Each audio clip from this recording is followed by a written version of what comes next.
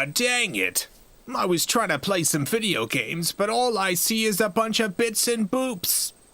Wait a minute. Bits and boops can be a video game?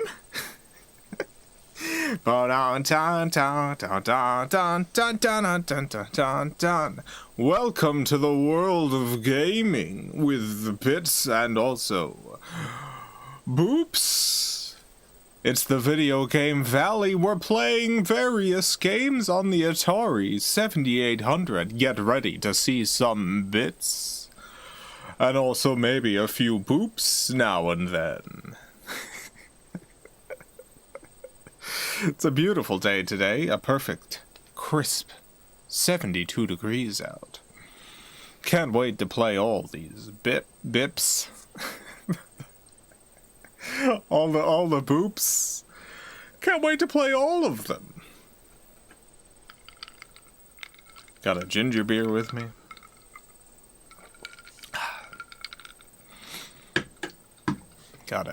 What do I got? I got nothing else. I got a ginger beer. That's it. Bits and boops, you spoil us. I know, I'm bringing all the bits, all the boops. Today, here in this lovely, beautiful valley. Can't wait to play some of these Atari 7800 games. What do I think of the 7800? I don't know.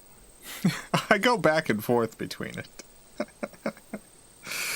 I think, when I think about just the console itself and playing games on it, I'm pretty much like, yeah, not too bad Atari 7800 Pro system.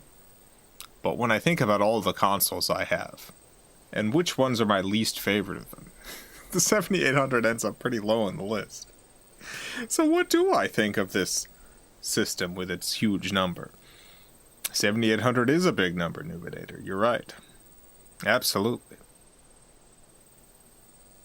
It's a very, very big number. Is there another system with a larger number? I think so. I don't remember what it is, though. Gas shortage going okay? I didn't even know there was a gas shortage, so I guess so. Gas shortage. Florida. How's Florida gas shortage doing? It's a state of emergency. Oh my goodness. Well, I haven't needed to get gas in a bit, so. I just haven't been driving much. I think my tank is almost full, which is good. So I guess I can wait this out. For now. The first game we're going to play is Donkey Kong Jr. on the Atari 7800. What if I did all of these streams for the past 3 years, every stream? It's been more than 3 years now. The past 3 years and however many months. What if I had done every stream in character?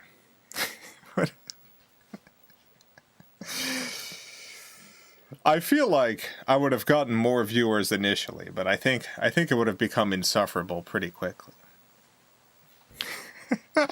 Imagine if every time you tuned in to this stream, it was just like, Donkey Kong, you can't kidnap Pauline, Donkey Kong. That's illegal. Donkey Kong, put her down. No. What are you doing? Tuning in every night to hear the wacky cartoon characters play Donkey Kong Country Jr. Donkey Kong Jr. There's no country in the original name. Probably be draining on you too. I mean, me, it would, yes. I'm imagining a sort of person I would be where I wouldn't. Where I wouldn't get all drained out. Isn't that what Vulo is, a character? Vulo is a character, although a carefully crafted one. There's some characters that I can do all the time because, like, honestly, it's close enough to kind of my own personality. It's just like a showier version. I couldn't do Paul. I couldn't do Paul. I couldn't do a live stream with Paul. I mean, I could do 1 live stream with Paul. I couldn't do 10. I mean, maybe I could do 10. I would start to get really antsy after 10. I guess we'll start playing this Donkey Kong. Donkey Kong Jr. I'm pretty sure we've played the original Donkey Kong on the 7800. So we're playing Junior. Junior.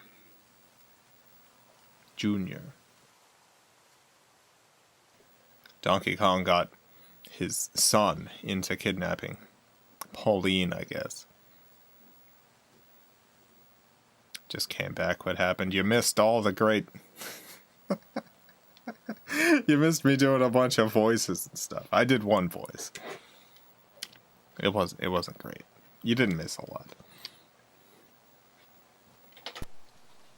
Atari. Oh, listen to the Atari 7800's wonderful sound chip.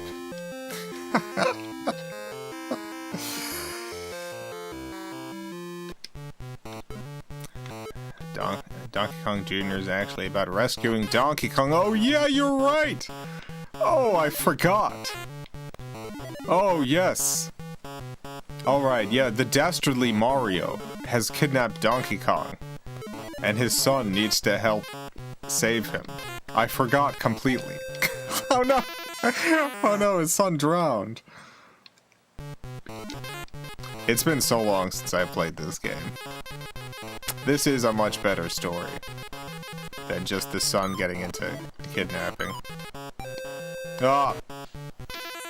Dang. Fell down, hit the ground too hard, died. Game is far superior to Donkey Kong, is it? It's been so long since I've played it.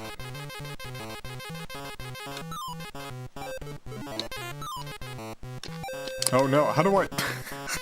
How do I jump from the vine? Maybe I can't. Game over, dang it. Alright, let's try again. If I have anything negative to complain about in my life currently, it's unemployment messaging me about having to apply for jobs during an ongoing worldwide pandemic where if I go to work, I'll die. Yeah, that's terrible. Here's a little hint. My mom's husband is in a similar situation. Has to go out, apply for jobs. This isn't his strategy, but this is a strategy I'm going to recommend to him next time he has to go to one of those interviews to stay on unemployment. When you go there and they ask you why you want to join the company, say you want to unionize the workers. When they ask you what it is about that company that you want to work for them for, just say you really want to unionize their workforce. Probably won't get hired. It's not illegal to unionize a workforce. It's a good thing. I recommend actually trying to unionize any workforce that you join, but if you don't want to get the job, try that. Hey, you son of a gun. Oh. I made it.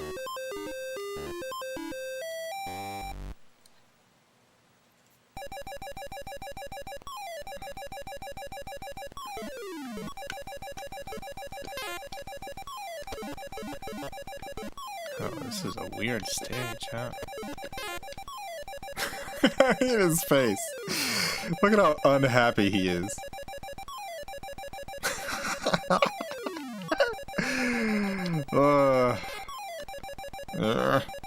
No, bring me over here. Oh no. Oh, God. Oh. Dr. Boki, thank you for the $2. Thanks for the tip, Jason. I love you. Love you too, Dr. Boki. Oh, no. That also killed me.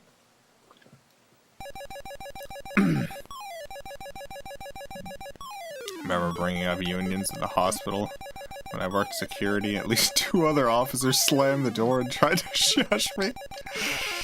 Oh, yeah. Yeah.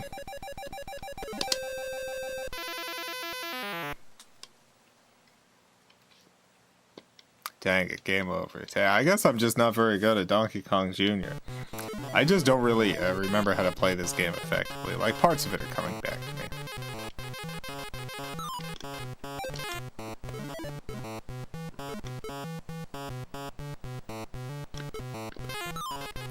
Is it weird to be called Mr. FilmCow? Is Jason the preferred name? I mean, it's weird to be called Mr. anything.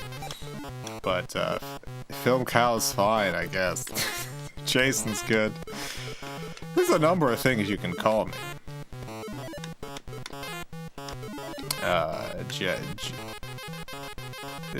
Jay. I had people call me Steel when I was in college. That's fine. It sounds more official. It was a sign of respect. I guess.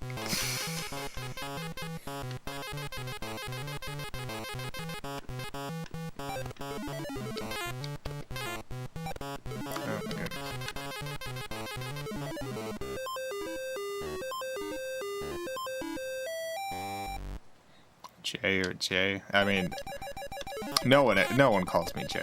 Just the letter J. I think if someone referred to me as, "Hey Jay," I'd be like, "Me?" And they'd be like, "Yeah," and I'd be like, "What?" Did one of your college friends join the stream from Polar Express? Call you Steel? Yeah. Yeah, everyone I went to that killed me? Oh my god. Everyone I went to college with called me Steel. Oh no. This poor Donkey Kong's poor son, doing such a terrible job.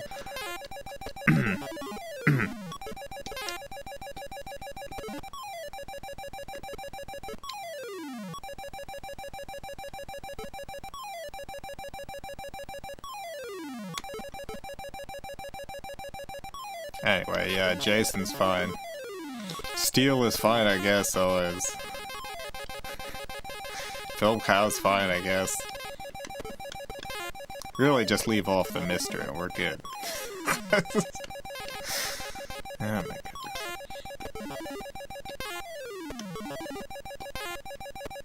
Gym teacher in elementary school called me E-Dog. Math teacher in middle school called me the Cookister. Nice.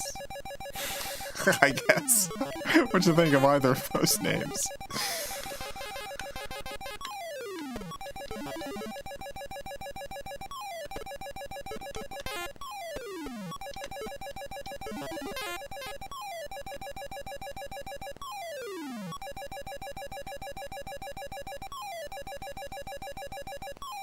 I don't know how to get it. How am I gonna actually get across all this? I guess I gotta, okay, I think I figured it out. I gotta jump here, I think I gotta grab over here. Yes, oh no! So close. Donkey Kong's son is trying so hard and failing so spectacularly.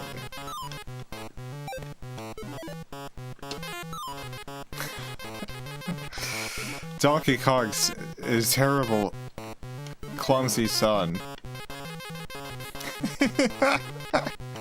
Trying his hardest, failing, but it's alright.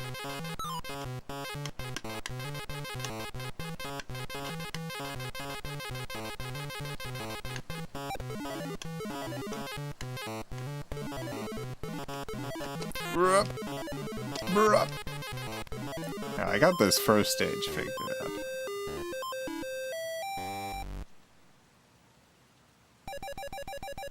It's a nickname I've come across a few times in my life for a boy that I absolutely cannot stand, but I don't even want to say it. Have others use it to annoy me. Yeah, a lot of times I've noticed this. I'm sure everyone in the world has noticed this. This is a pretty noticeable thing. If you mention something annoys you, people, like, think it's funny to do it ironically, but it's not. It just ends up having the same effect. You're like, oh god, I hate this nickname, and people are like, oh, I'll use that. Because it's funny, because I'm in the know. I know you hate it, so it's funny that I'm using this thing you hate.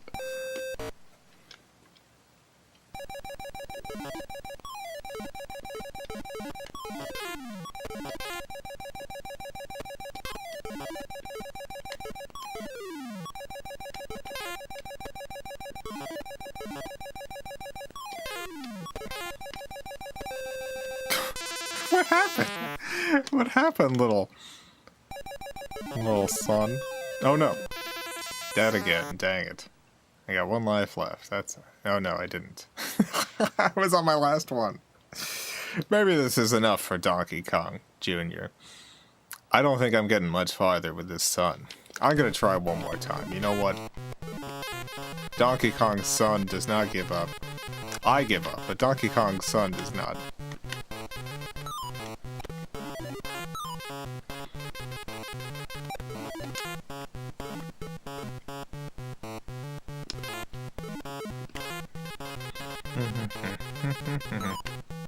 Jason, my super chat. Oh, I missed a super chat? One moment.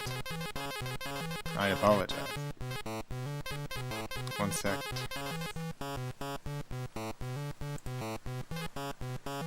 Oh, there we go. Plexus, thank you for the $5. I wish I was in a union at my job, because then maybe I wouldn't have lost my good health insurance right before the start of a global pandemic. Yeah. Yeah, labor rights. It's being eroded all over the world. Pretty dramatically. I feel like in the United States there was like a very short period of like labor organization that got violently wiped out. And it has now been slowly, like, all the progress has been slowly drained away. Oh my god. Unbelievable.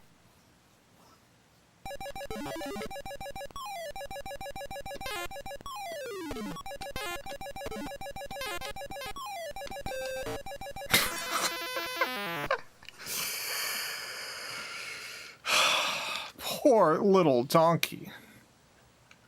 I mean, look at his face. The sheer pain and misery. If I zoom in, can you see it? Yeah, you can, just right down there at the bottom. And then the angry father at the top, being held by the dastardly Mario. What a terrible world this is. What a terrible world. What game should we go in next? Let's see. I gotta go. Put in a classic game next. I mean, Donkey Kong Jr. is a classic game. Got another classic game coming in.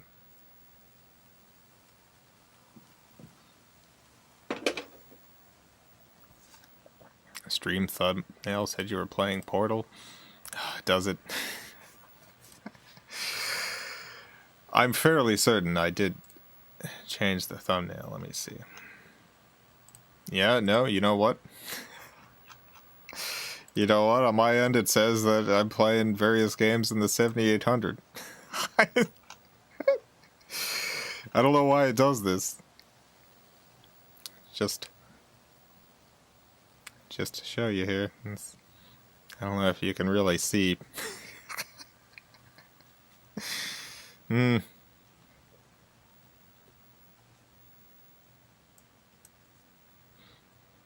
know. Don't know.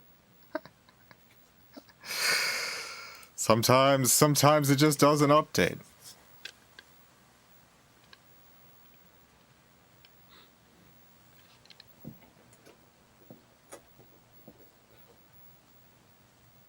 Thumbnail was right for me. Might be a local cache cookies thing. For the last couple months, every once in a while, YouTube just doesn't update for everyone. Like the old thumbnail goes out.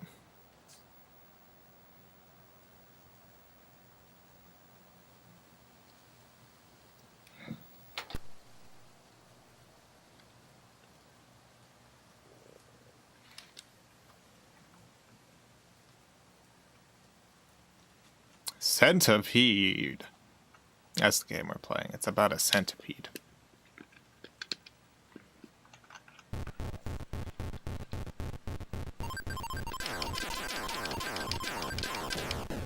Oh yeah, regarding birthday machine stuff, there's specific rules in the chat for trying to limit the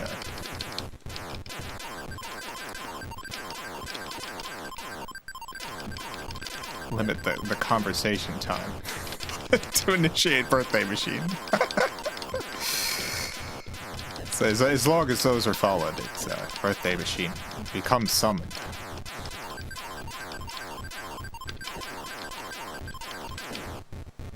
Otherwise, birthday machine sleeps and rests and waits, ready to pop out at any moment. Happy birthday, by the way. Flexes, thank you for the $5. Company is employee-owned, which is marketed toward customers. I don't think it's great for us. Oh no, oh no. Without a union, since we own the company. That's how they get you.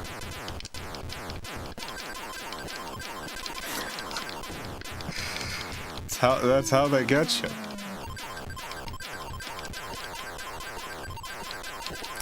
Yeah, employee owned. That means some employees have stock options, right? I think Publix is an employee owned company. It literally does not mean the employees have any say in. Oh my god. Dang it. Oh, I died. That's birthday's today's name is Jeff. Well, happy birthday, Jeff. Let's get this machine turned on. One moment. Turning the machine on.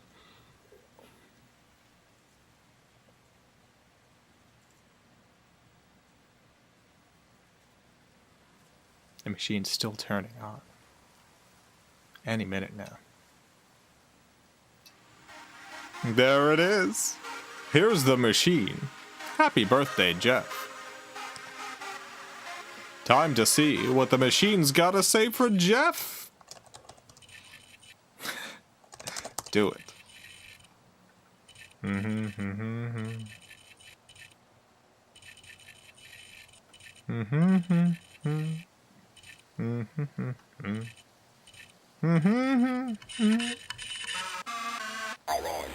The day begins. The data's been calculated. Time to see what it's gotta say. What does all the data say?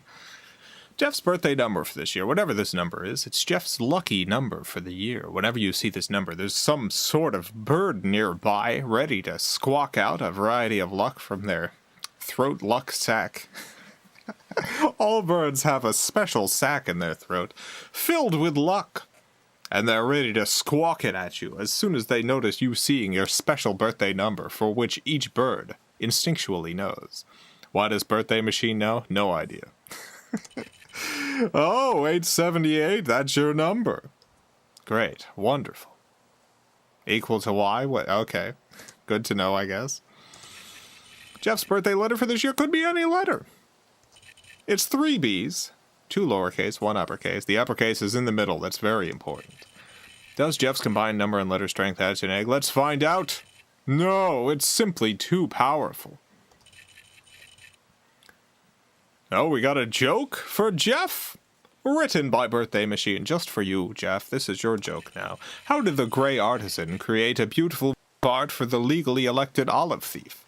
Wow, you know what? This sentence, however nonsensical it may seem, it's a sentence. It's a properly constructed sentence.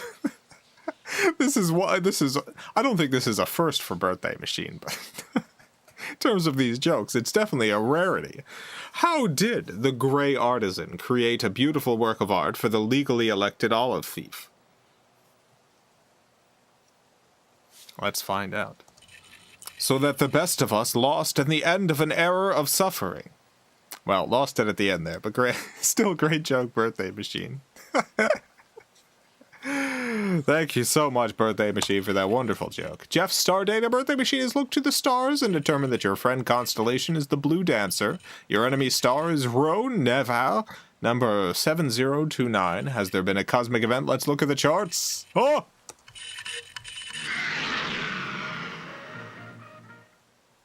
A star event has occurred. There's been a cosmic event. Let's see. Let's go to the data.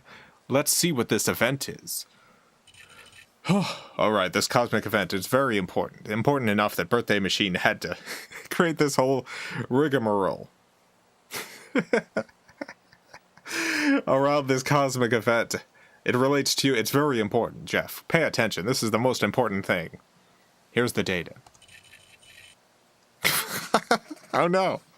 I guess a stars collide, a stars crashed, waboom. Don't really know how that actually relates to you in your personal life, Jeff, but it does somehow. Somehow it does. I don't know how, but it does. All right, everyone gather around. Time to sing to Jeff. Everyone sing. Everyone has to sing. Let's all sing to Jeff. Here we go. Yes, a birthday to Jeff. Let us wish and sing, Jeff. We know of your secret. What joy for us, Jeff. It's a great joy knowing your secret, Jeff. This and that, this and Jeff. Yip, yip, yay, yay, yoop, Jeff. The faces in shadow. Who, what, where, when, why. Great song. Excellent song. I don't know, Birthday Machine. Finally, we have a one-of-a-kind work of art created by the machine for you, Jeff. Here it is. Here's the one-of-a-kind work of art.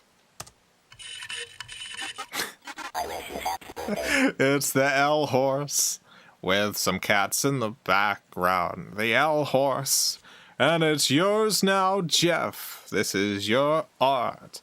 It's a horse and an L and a bunch of little kitties. Happy birthday, Jeff. I hope you have a wonderful day. Hope you got a great day, Jeff. Great day for Jeff. Let's try this game again. I gotta kill the centipede.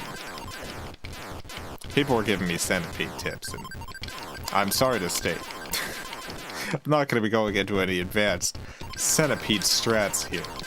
I'm really just going to try to shoot the centipede and the spider. Which doesn't always happen. Sometimes I don't successfully shoot either the centipede or the spider. And I just die.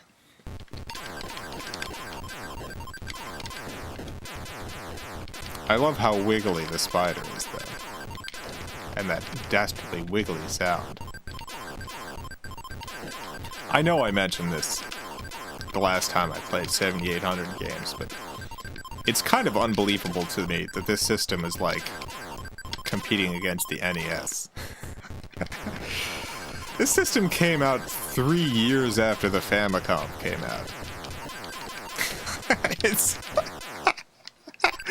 I don't really know what Atari was thinking with this, but, you know, I like the system nonetheless. Sometimes I think I don't, but playing Centipede on it, I'm like, you know what, I think I do like it.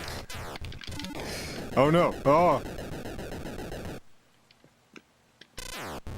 It has very good versions of Centipede and some other classic arcade hits.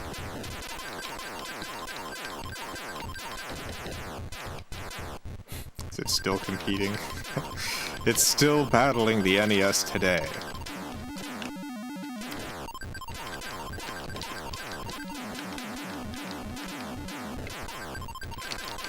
Oh my god, things are going out of control. Oh no! Jason, is there a 7800 version of Yar's Revenge? I don't think there is. If there is, I do not have it. I have a 2600 version. Someone else might. I mean, I don't have it, so I guess it doesn't matter, but to answer your question, I simply do not know. Game over. Isn't the playable player character in Centipede a gnome, is it? That would make kind of sense. You imagine this is like a lawn and the gnome is trying to protect the lawn, I guess. But yeah, I have no idea. Can't really tell from the pixels.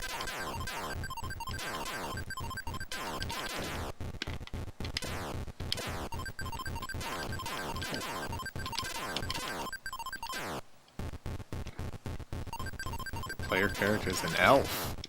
No.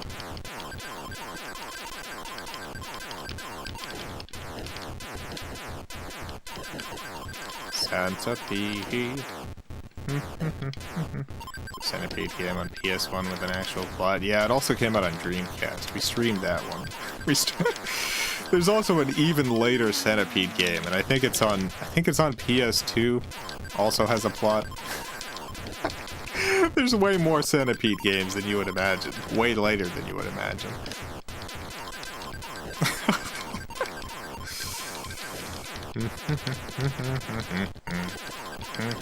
Just sing it Santa Baby now, but about the centipede. Centipede, why you here? Ruining my lawn. Get out.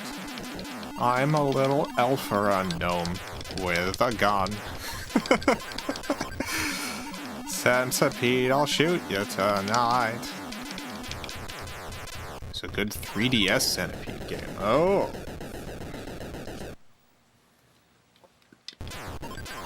You know what I really liked? I liked all the 3D-ified NES games they released on the 3DS. Like, I loved playing 3D Excite Bike.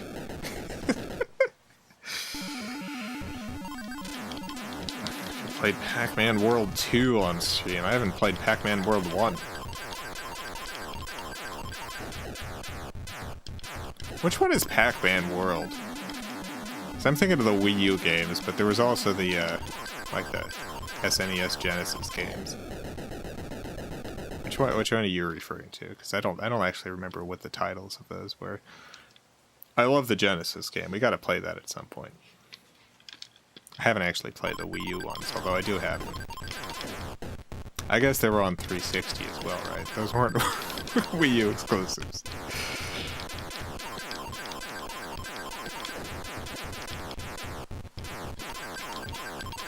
This is a good game. You know what? Centipede's a good game. PS2 Pac-Man World. No, I haven't played that.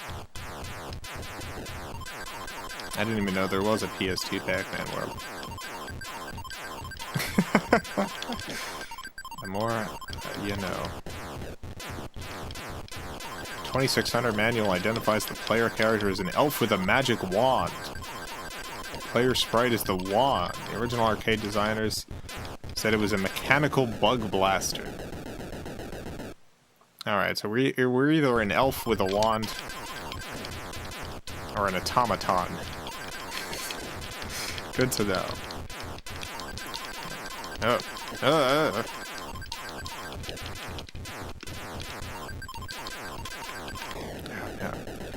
This version of Centipede plays very good. It's very snappy. It's very quick.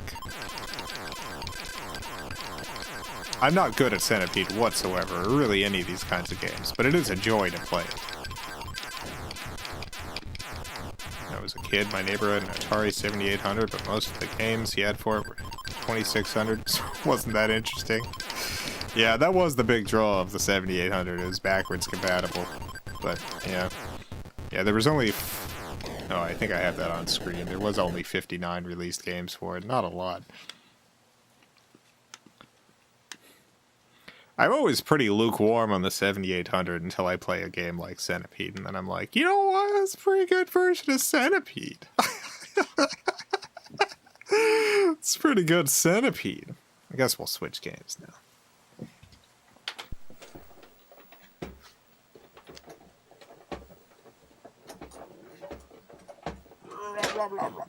It's so hard to get games out of the system. It really death grips them. It really just doesn't want to give the game up. Alright, what am I playing now? Donkey Kong 3? Is there a Donkey Kong 3? I don't have it. The only Donkey Kong games I have on 7800 are Donkey Kong and Donkey Kong Jr. Let's see, what am I going to play next? Oh.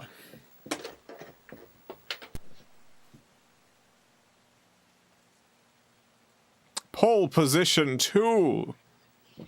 The sequel to Pole Position. Let's go to the test site. Prepare to qualify.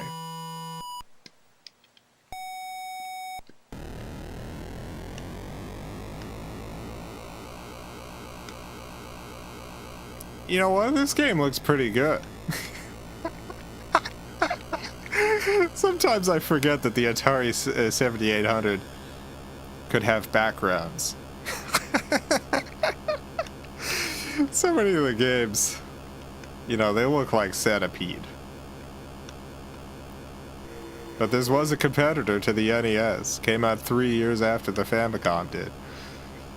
It had to have these cool 8-bit graphics.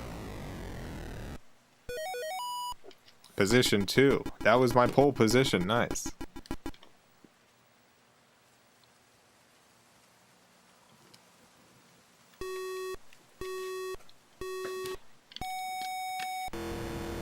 I only got pole position. I also have the wheel. I think the only like wheel I have for an old console is I do have the ColecoVision wheel. I don't even know what games I can play with the ColecoVision wheel. I don't even know if I've literally ever at any point used the oh no, oh my god, what an incredible explosion. I don't think I've ever used the ColecoVision wheel, but I should give that a try sometime. Look at all those pixels and colors. Yeah, I know, there's so many pixels, so many colors. I feel like I should be less harsh on the 7800. Oh no, game over.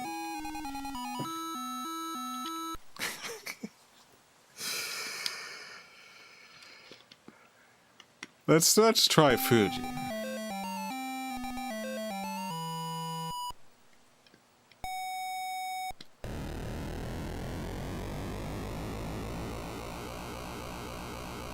I gotta get the hate out of my heart for certain game consoles.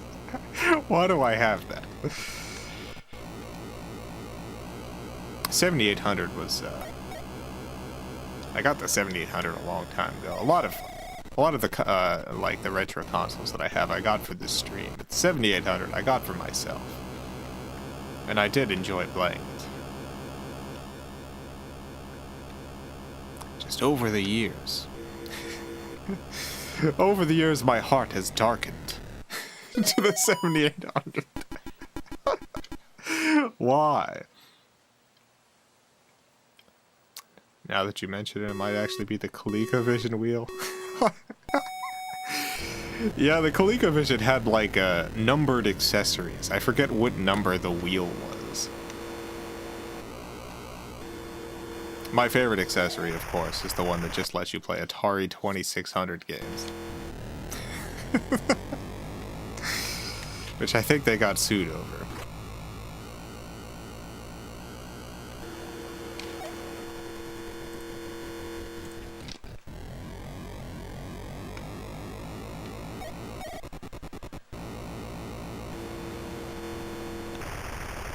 Oh my god. Death.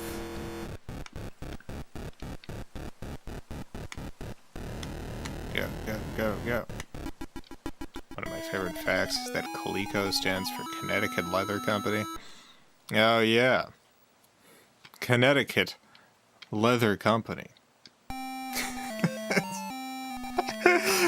That is a good fact. Leather Vision, Leather Vision.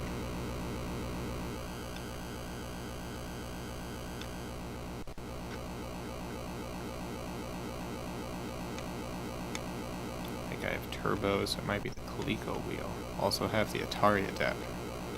It's a good adapter. I should use that sometime. I should do a stream where I just play 2600 games on the ColecoVision.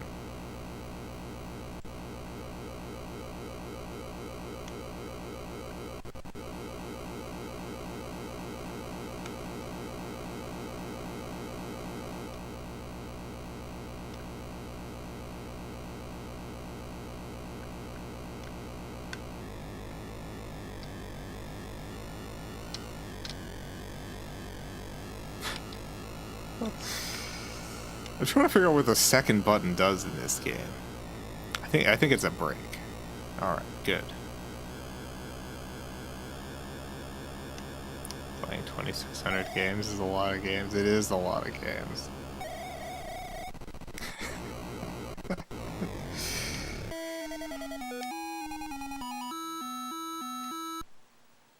Game over. Let's go to Suzuka. Wow, look at that background. Beautiful.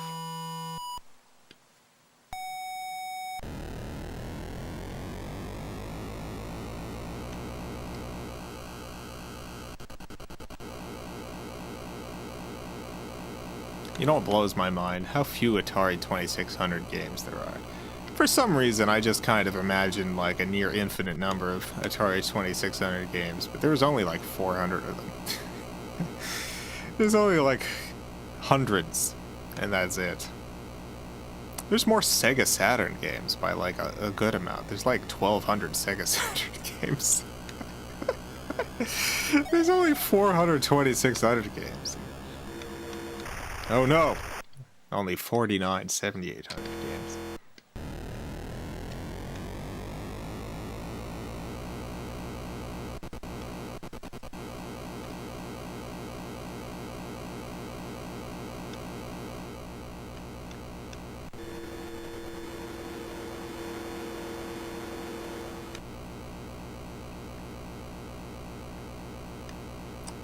Have 2,600 called that because 2,600 hertz is the tone you used to be able to play into a telephone and get free calls.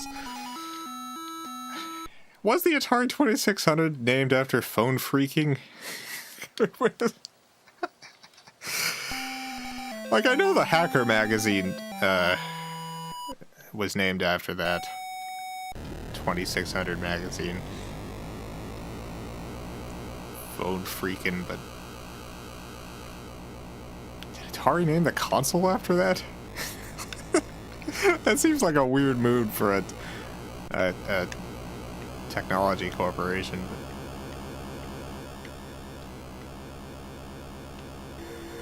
Ooh.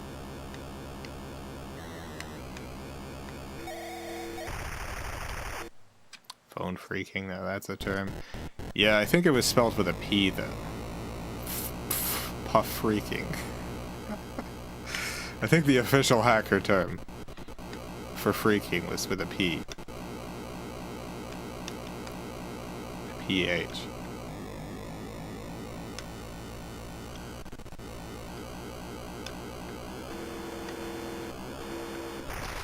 It used to be like a whistle. The guy who discovered the 2600 tone called himself Captain Crunch because he found a whistle from cereal made the sound. Yeah. Yeah, it was the Captain Crunch whistle. There was a free toy with Captain Crunch. It would be his whistle. And it made the exact tone that would allow you to make free phone calls with the phone system. The way the phones were set up was essentially like... This was before digital encryption kind of stuff. And so you'd put a coin in and the phone would... let the telephone company know that a coin had been put in by sending a tone out. But you could just fake that. With a Captain Crunch whistle. I guess this is enough for pole position. Nice game.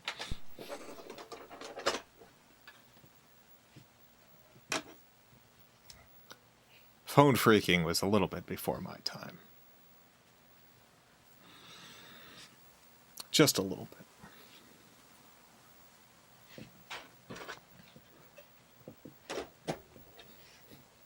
I do love talking about phone freaking now.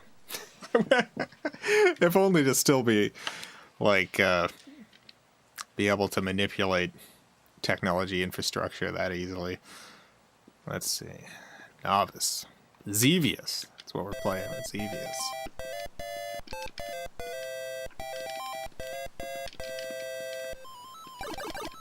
I supposed to get these rings? No. I'm supposed to shoot them. Done any illicit hacking activities, Jason? Well, I was accused of being a hacker when I was in what was it, 5th grade? Yeah, 5th grade. I did actual hacking after that. I was so annoyed at being incorrectly called a hacker that I became a hacker. It was like my turning into the Joker moment.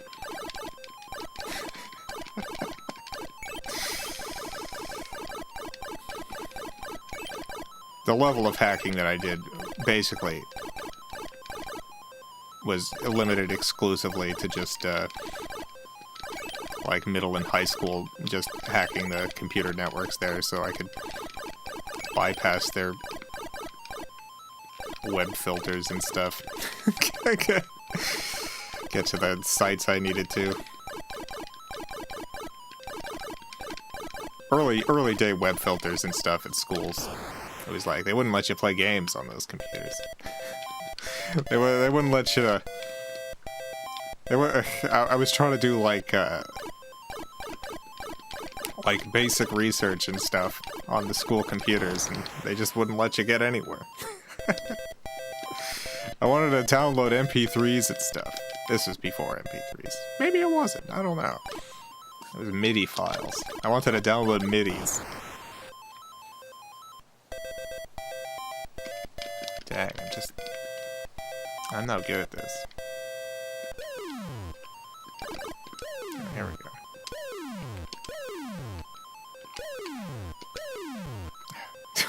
I'm missing all of them. There we go. You click your earpiece and say, I'm in after each successful hack. Not at that point, although a couple of years later, I was working at Radio Shack and I did get some wireless earpieces so that I could do just that. MP3s are pretty old. Yeah, I don't know if I would have been downloading them at that point. Like, this was pre-Napster. I mean, we're talking about, like... oh, man. We're talking about, like... when I first started doing this hacking stuff, it was... the school just got its first color computers.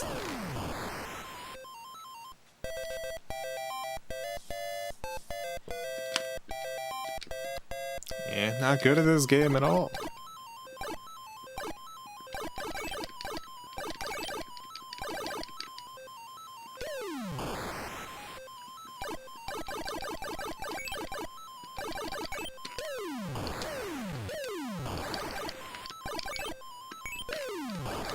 Do remember midis. I love midis. Big fan of midis. I mean, they're still around. Like, MIDI as a format is also still around for, like, digital keyboards and stuff. Not so much for listening to music. Got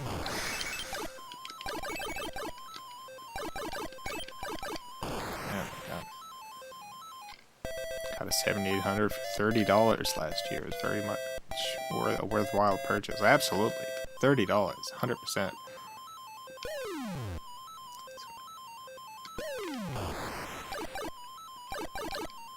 You have a GeoCities site? No, I had an Angel Fire page.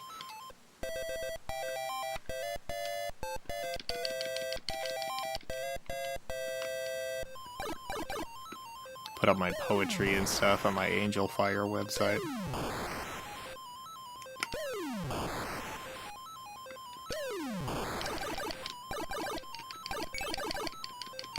Fond memories of taking down the entire high school computer lab over a dispute over keyboard with a student in another class. Nice. Ernesto, thank you for the 20 Argentine pesos. Most VSTs are kind of glorified midis. Yeah. And a lot of those tap into just MIDI style stuff in general. Yeah. MIDI is still around. Whenever I do song stuff, I'm still dealing with MIDI controllers. To use Alta Vista or Lycos. I don't think I did either of those. I used Yahoo. Wait. Alta Vista. I might have used Alta Vista for... No. I used Yahoo and then was a very, very, very, very early Google user. So I went from Yahoo to Google. Like, I was using Google when they had their very first logo.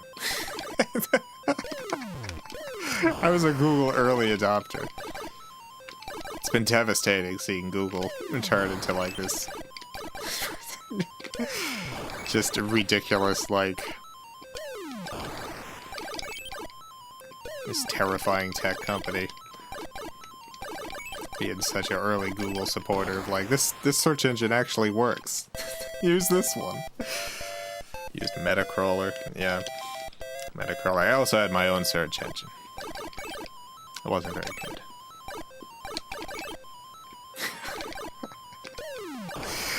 I had a lot of websites as a teen.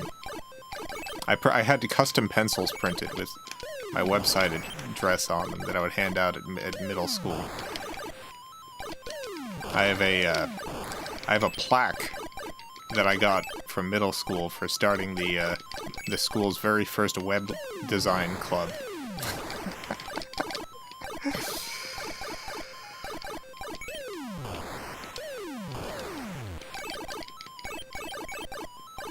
Ooh. Ernesto, thank you for the 50 Argentine pesos. Decided that my next album will be MIDI free. The first two were 100% MIDI. Now I get why most people don't record like that nowadays. How do people record? I use Logic, so I just have keyboards that send MIDI controls to the Logic instruments. If people just don't use MIDI controllers at all anymore, I have no idea. I guess I'm still in the dinosaur age, if that's not still happening. Nubinator, thank you for the $5. Kid at my school made a .bat file, a notepad that bricks computers, disguised it as a game, and saved it to the school's shared files. Classic.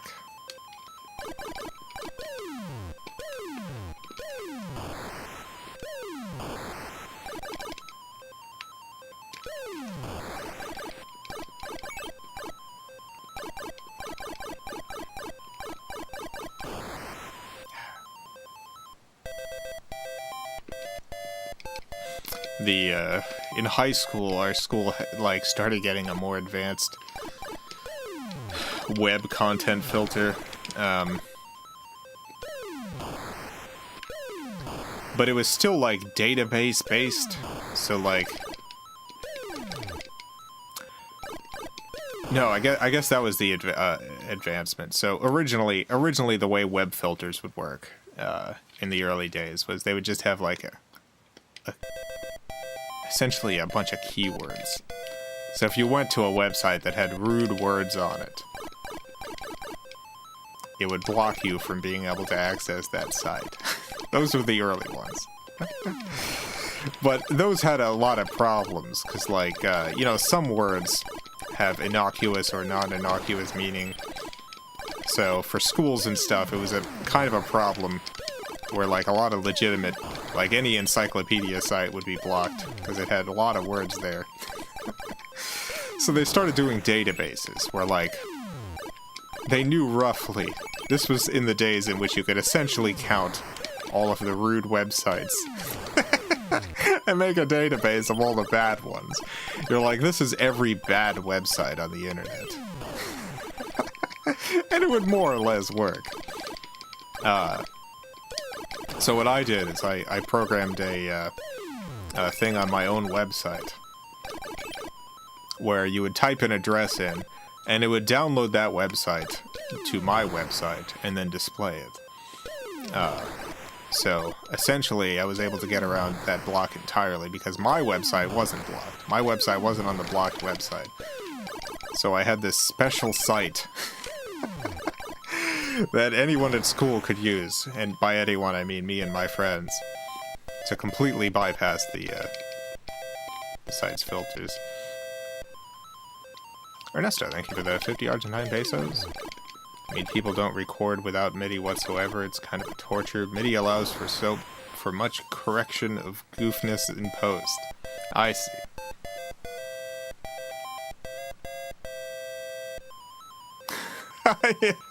Okay, I understand now. I got it backwards. Yeah, you can make a lot of corrections by not recording everything as audio files. Ernesto, thank you for the 50 Argentine pesos. Recording everything the analog way is kind of a torture, especially you're like me and don't have a lot of motor dexterity. Oh yeah. Yeah. Like I can not really play the keyboard. So I gotta record it super janky and then fix it in post. A proxy, yeah, I essentially made my own proxy. That's the word I was looking for. Sabufi, thank you for the $2. Loved watching you draw maybe Mario Paint one day. Oh yeah, I forgot all about Mario Paint. What is this? What are these walls? Mario Paint. I gotta play Mario Paint.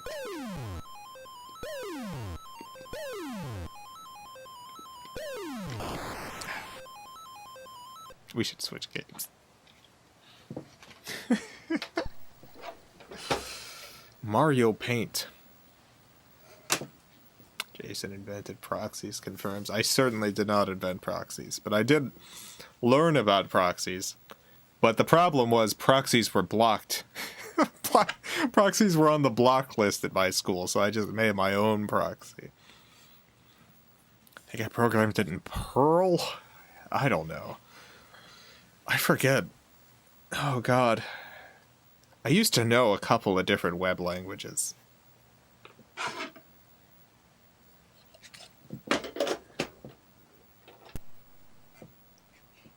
And now I barely know HTML.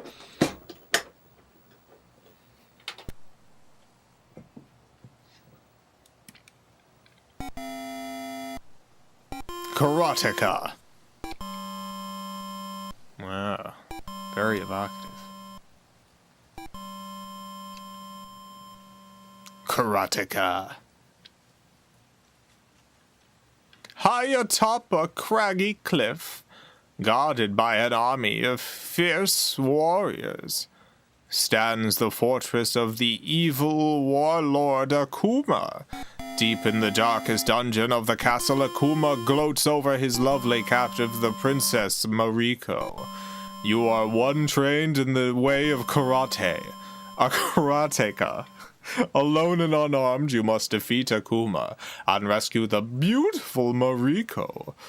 Put fear and self-concern behind you. Focus your will on your objective, accepting death as a possibility. This is the way of the karateka. Unbelievable.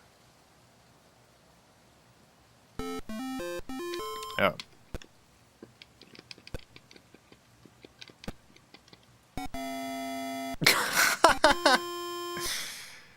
Dang it. Jason's now the 1-year anniversary of the time you gave me the month of May on my birthday, which means it's my birthday. Could I see what the birthday machine bestows on me? Melding is fine, of course. Happy birthday, Melding. I'm just... can I pause this? Yes. Let's get this machine launched. And then we'll continue this incredible game. I've never played this before, but so far it's unbelievable. Oh, I got another birthday too. I'll get you in a minute, Shaw. One moment. Alright, happy birthday, Melding. It's Melding's birthday today. Time to see what the machine has to say to Melding. Oh, yeah. There we go. Input birthday receiver. That's gonna be Melding.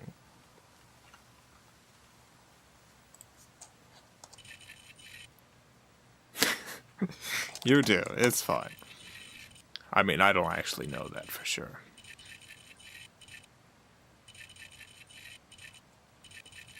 No, no, no.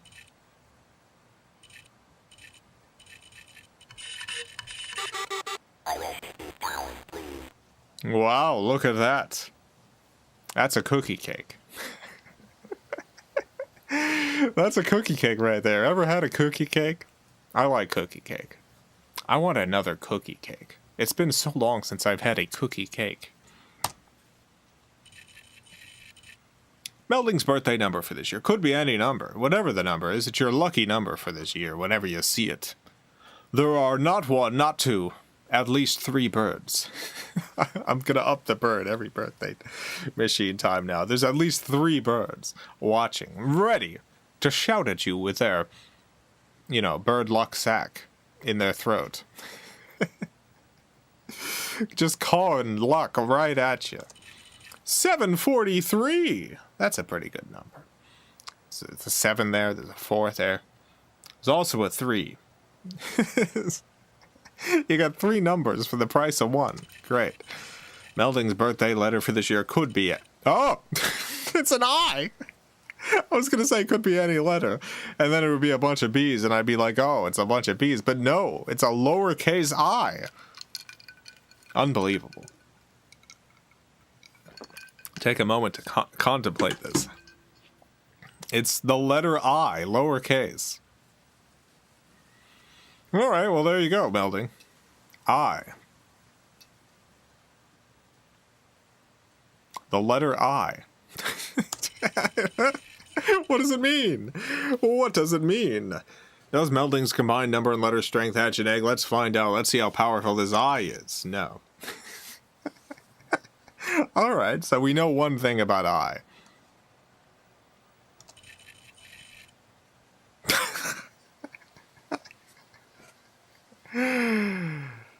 Great. Great. I love you, birthday machine. Wonderful. No, birthday machine's got a joke. You got a joke for Melding. Here's the joke. Bang, bang, bang. Who's it? Crossbred Archer. Crossbred Archer who? Crossbred Archer, a depressing end to a depressing day and darkest thoughts.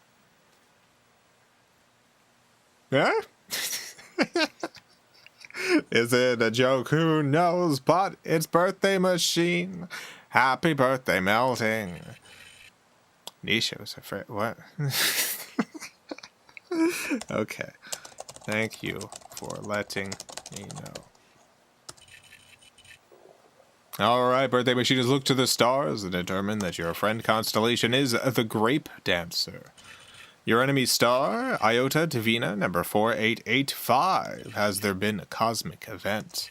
No. Everyone, gather round. We must sing to Melding. We must do it. It must happen. We must do it. We must sing. Let's sing. What a birthday for Melding. Birthday sneaks up on Melding. The memories haunt us. Find fish for our Melding. Happy this day, it's Melding. Got things ready for Melding. No matter the danger, this can't be your song. Oh. I don't know what that means, but... Can it? Can it not? Finally, we have a one-of-a-kind work of art for Melding, created by Birthday Machine. Here it is. I like it. I like this one. I like when all the little objects are all to one side for some reason. Great. Great job, Birthday Machine. Happy birthday, Melding. Hope you have a wonderful day. A wonderful birthday. Trailer Captiville, thank you for the $10. Name Sean, by the way. Thrilled to at last inform you that it is my birthday. May I request the birthday machine? Of course, Sean.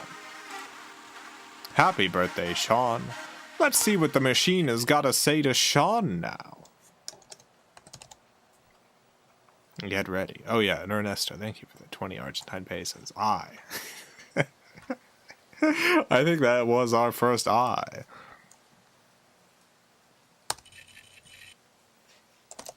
It does. It all begins now. It all begins here. Ba-ba-ba-bam-bam. Da-na-na-na. Da-da-da-da-da. Data's been calculated. Time to see what the machine has got to say to Sean. Sean's birthday number for this year could be any number. Whatever the number is. It's bird related. The birds are involved somehow. I've got a chart here. I've been charting the birds' migratory patterns. Trying to track the bird movement with luck movement. You can track luck. Just like you could track birds. It's all coming together.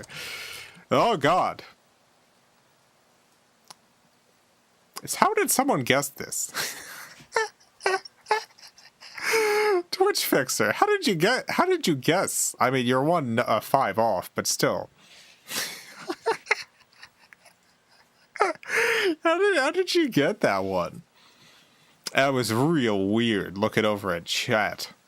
Seeing the 55555 right before Birthday Machine said 555555. What a weird number. Anyway, that's your lucky number. I'm a bird. That explains it. You know what? That explains it. The birds know. Alright, Sean's birthday letter for this year. Could be any letter. There we go. It's a bunch of bees. A wonderful assortment of bees. Does Sean's combined number and letter strength hatch an egg? Yeah? No, it's too powerful. You're right. Look at all those 5s. Birthday Machine has come up with a perfect cake recipe for a perfect Sean. Ingredients: 4 kilograms of rose petals, 17 tablespoons of cherry extract, 15 tofu blocks, 7 whole basil plants, roots and all. Wow, how does this come together? How does this happen? How does this work? Wash and prune ingredients. Spend 134 milliseconds wondering about the chair that remains empty. Ugh, you have a cake. Oh, goodness. I guess you do. Do you? No, I don't think you do. I don't think you have a cake. Birthday Machine has looked to the stars and determined that your friend constellation is the clever giraffe. Your enemy star, Zeta Dawn number 2386. Has there been a cosmic event? No. There has not been. That's fine. Everyone gather round. We must sing to Sean. We must do it. Here we go. Sing along, if you will. Birthday yelling for Sean. Birthday fun day for Sean. The crest of the sea wave. Find fish for our Sean. Everyone needs fish today. Beep, boop, beep, beep, beep, Sean. No escape for our Sean. The numbers and letters. That bird is a spy. Oh. We're talking about the bird from chat who guessed the 5555. Well, I guess they have to be a spy, right? Finally, we have a one-of-a-kind work of art created by the machine for Sean. Here it is. Here's the art. It's just the cat. It's just only the cat. I think this is a first. Usually there's some other stuff, but no, it's just the cat. Only cat for Sean. What does it mean? No idea. Well, happy birthday. Happy birthday, Sean. I hope you have a wonderful day. Wonderful day. For Sean. Alright, let's unpause.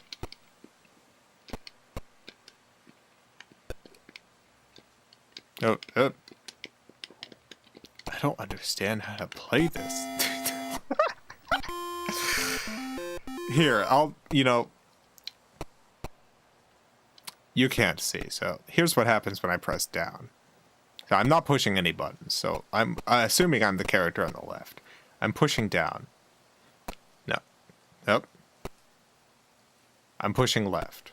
Nothing. I'm pushing right. I moved right. Great. Up. Nothing. Trying it again. Up. Nothing. down, nothing. Left, nothing. Right moves forward. Nope, it didn't. Right moved forward there. Alright, the second button puts me into some sort of stance. The right button kicks now. The first button doesn't seem to be doing anything. Attack! Oh my god. Gotta get into the fighting stance. Alright, I guess the button 2 is getting to stance. Right at this point kicks. AWS. This is an Atari.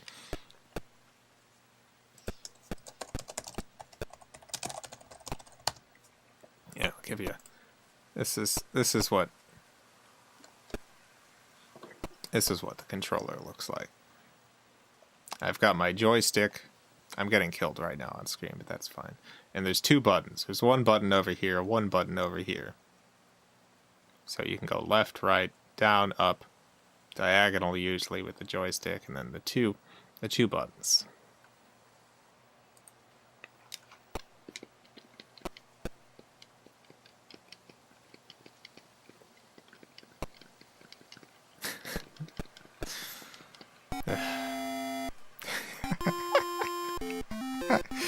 Peak game controller design. It is honestly one of my least favorite controllers. I don't think it's the worst controller in the world. I like the Intellivision controller less, but it's pretty low on my list. Never even seen one of those before. Yeah, I mean the 7800 wasn't particularly popular. My main problem with the controller is it's just hard to hold. It's hard to hold, and the joystick is a little... It's not super precise. Get him.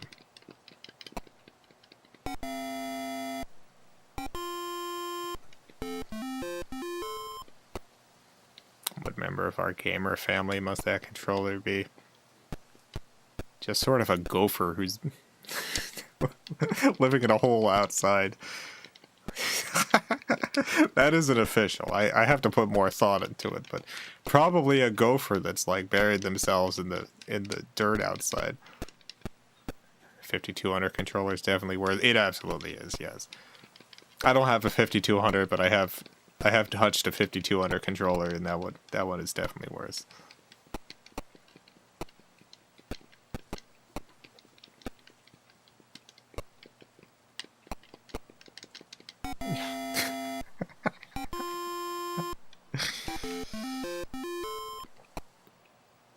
Man, I really liked the intro to this game. I'm finding this, like, impossible. I get into the fighting stance. It's unbelievable how much I cannot play this game. Like, and I don't really understand how it's playable. If you hold down or up, you kick higher or lower. I see. Alright. So, get into fighting stance. Down kick.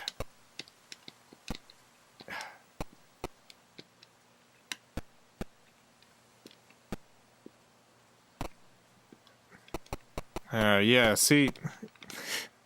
Okay, I gotta do diagonal up to high kick, diagonal down to low kick. Nothing else really seems to be doing anything. Like, just going right just kicks. Is this like rock, paper, scissors? Is there any way to punch?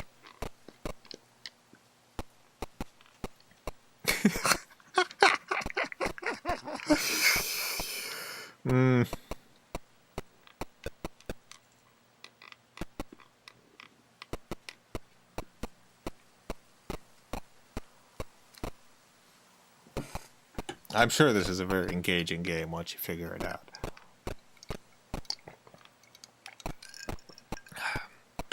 I've not figured it out.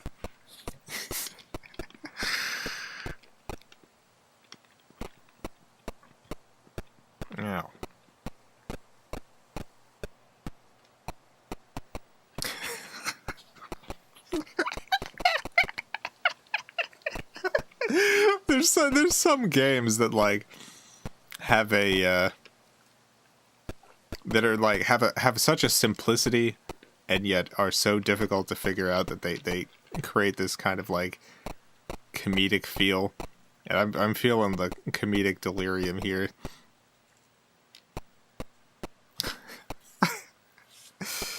I'm just not really understanding how this is meant to be played.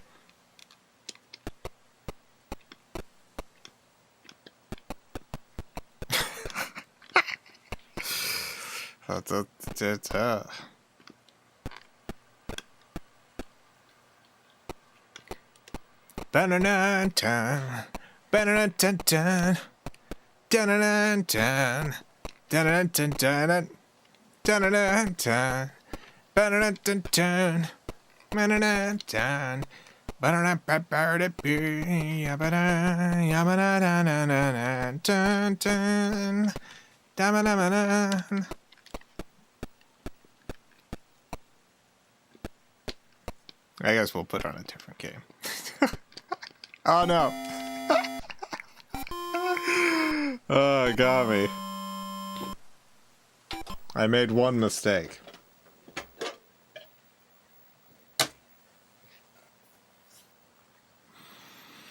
Alright, let's put in another classic. I like this Atari 7800 startup though, it's very colorful. Miss Pac-Man with Blinky.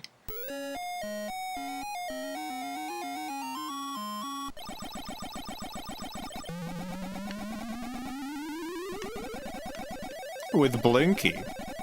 This is a very good version of Mrs. Pac-Man. One of my uncles has a Mrs. Pac-Man. Well, I guess a bunch of my uncles have a Mrs. Pac-Man, because all those uncles live together. Got a whole bunch of uncles in a house with Mrs. Pac-Man. Oh no. Whenever we would visit, I loved playing Mrs. Pac-Man. They had that arcade machine, Mrs. Pac-Man. Played a bunch of Mrs. Pac-Man there. Never really got any good at it, but... it is the case with most games. Great uncle estate. It is. There's 3 uncles living there. One of them's got a live stream. And a successful camera review YouTube channel. Shout out to Peter.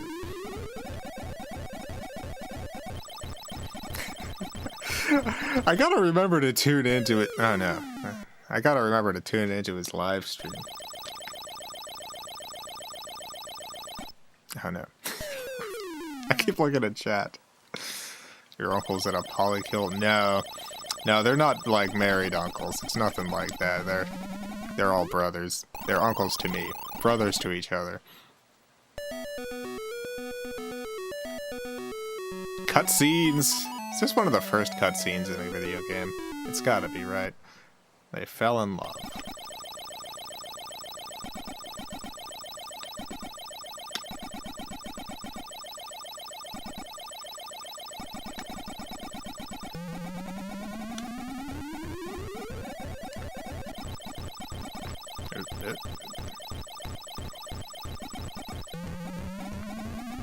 I'll get that big tomato. Oh no, I'm not gonna get it. I'm gonna die. I'm gonna be killed by ghosts. Have they yet fused to form one giant uncle? No, not yet. I keep telling them they gotta do that.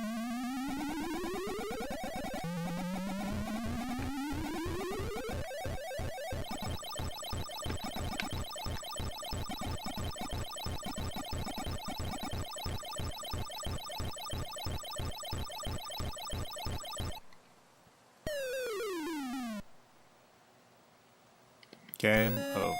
Try again. Really gotta remember to tune into my uncle's live stream. Actually, now that I think about it, he might have stopped the live streams at some point. The camera review channel continues on. He's got a big fan base. Does a lot of great camera review videos.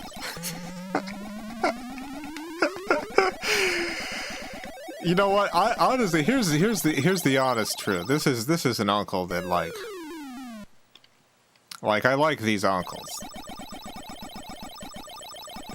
I like these uncles, but you know I didn't. As a kid, you know, you have a lot of uncles.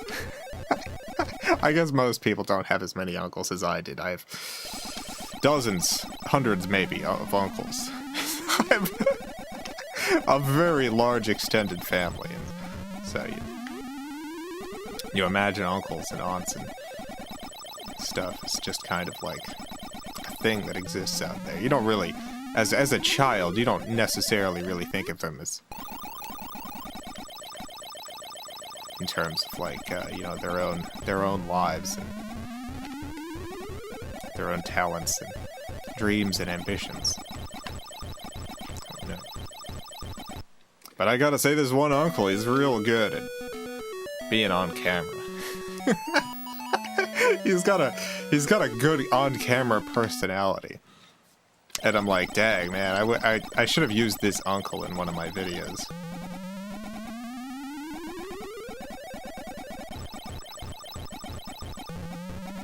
Had 5 uncles. It's a good number of uncles.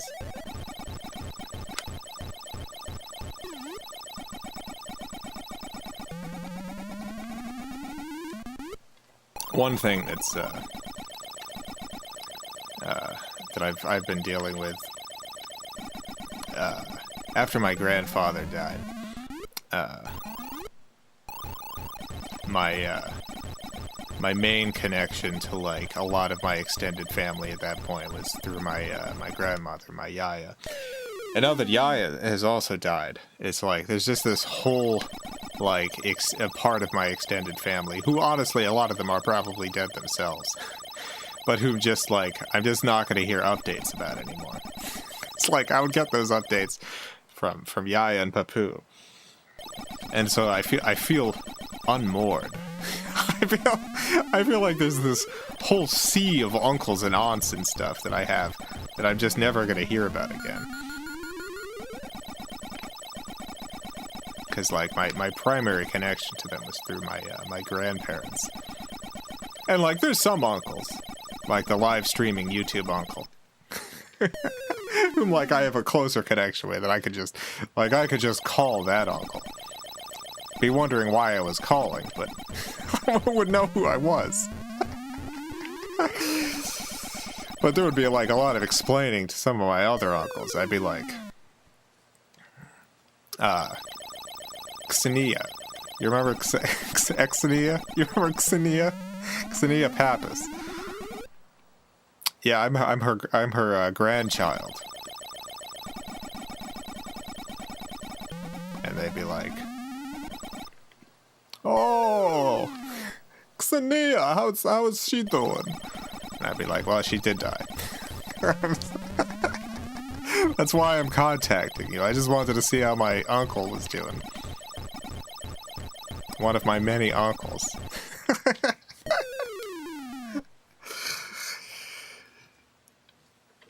Game over. Dang it.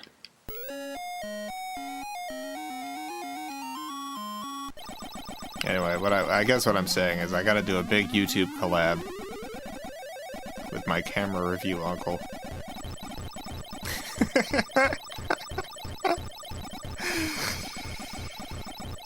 Big collab coming.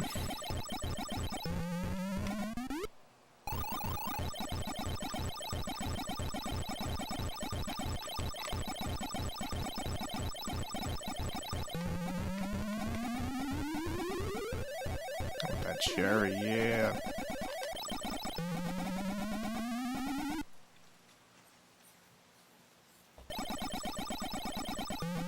Kinda have the reverse. My immediate family is the only family I have in town. My mom passes away. I'll basically be alone unless I make the effort to stay connected. Yeah, there's definitely like... I definitely feel like there was a point in my life in which I was much more connected with extended family, just largely because of the influence of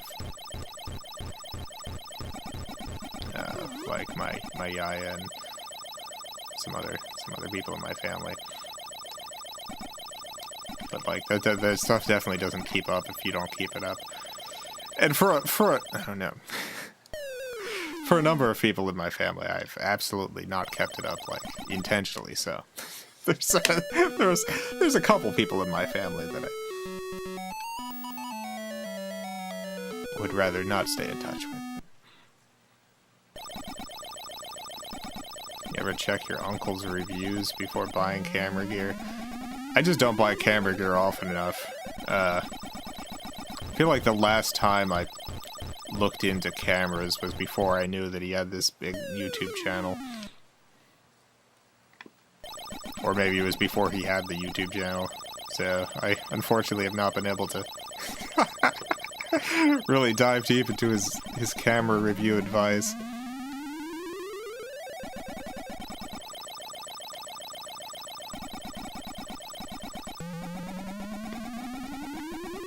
Closest family member my age is 5 hours away. That's a good number of hours.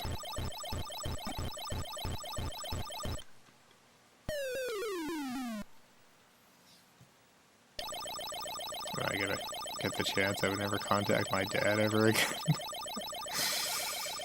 Yeah, there's a few family members I feel that way about.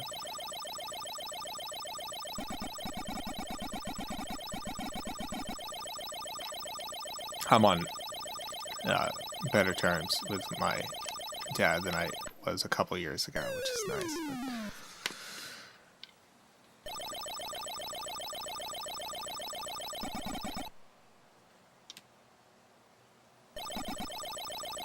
do your uncles like your art? I guess it depends on what uncle you're talking about. I think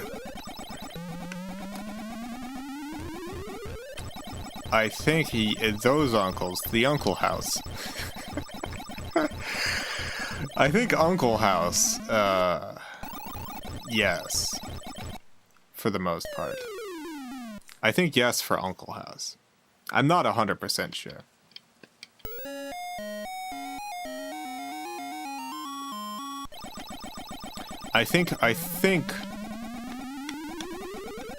I believe that they're all very religious Orthodox, Greek Orthodox Christians. And so there's a few things that maybe they wouldn't like. Which is not stuff I would necessarily bring up with my Greek Orthodox Uncle House uncles, but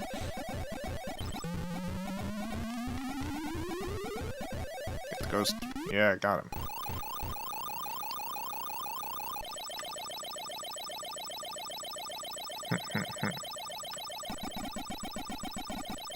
Oh no, you got me.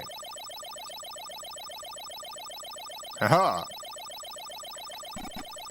Oh no, one left. Oh no. Aha!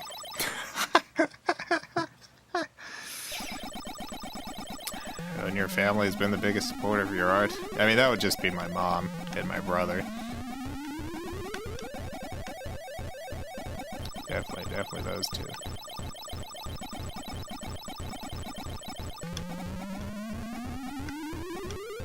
Show him Sargnarg. It's a fellow Christian. Yeah, I gotta show my Uncle House uncle Sargnarg.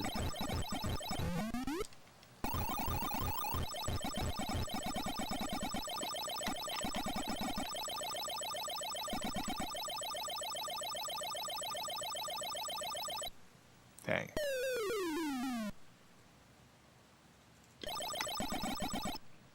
Greek Orthodox famously hate YouTubers.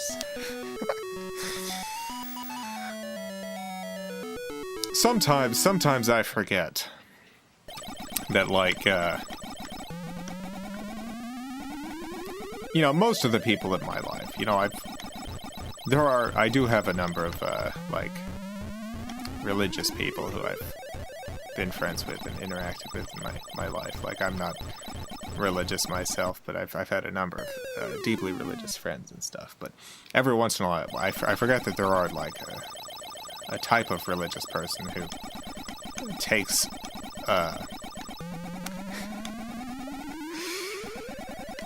certain things extremely seriously. To the point where sometimes I'm caught off guard and surprised by the offense that some things will give. Like, for instance, when my cousin Christopher got married, he got married in a non-Greek Orthodox church. I forget what the church was, but it was one of those churches that's like, any denomination is welcome here.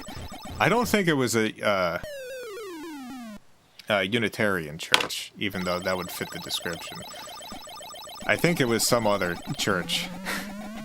That just this one particular church happened to have that kind of, like, philosophy. But a number of Greek Orthodox in my family were extremely offended that that the marriage was happening in a non-Greek Orthodox church and simply refused to engage in the ceremony. Like, they came, but during anything happening in the wedding ceremony, they, like, refused to stand, refused to acknowledge any of it. They were like, I do not accept the priest as having official priest duties. He does not. He's a charlatan.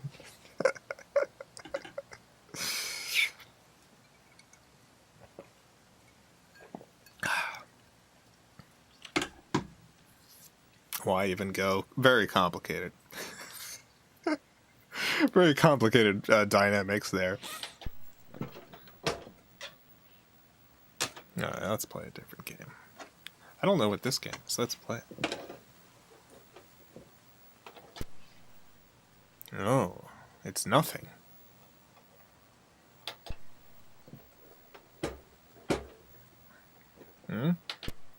Oh, it's still nothing. Nice. Jason, it's my birthday. I'd like to request the machine Stormworks. Alright. Storm, happy birthday, Storm. One moment, let me get this machine turned on. Nubinator, thank you for the $2. Getting married by a pirate captain. Nice. Congratulations.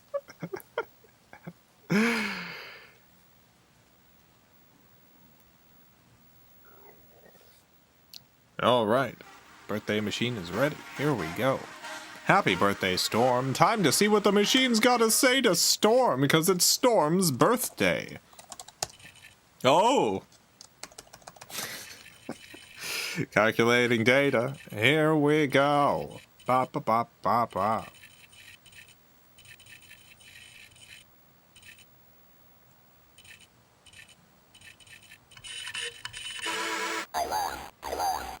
Alright, the numbers have been crunched. It's time to see what the machine's gotta say to Storm. Storm's birthday number for this year could be any number. Really, any number at all. I'm gonna stick with that for now. I think it can be any number. Maybe one day it will get to 20 trillion. Maybe. Whatever this number is, it's your lucky number for the year. Whenever you see it, good things are about to happen on account of the 4 birds watching you and ready to squawk out their birthday luck. 429, amazing! Amazing number, beautiful. Storm's birthday letter for this year. It's a bunch of bees. Look at that. Look at all those bees.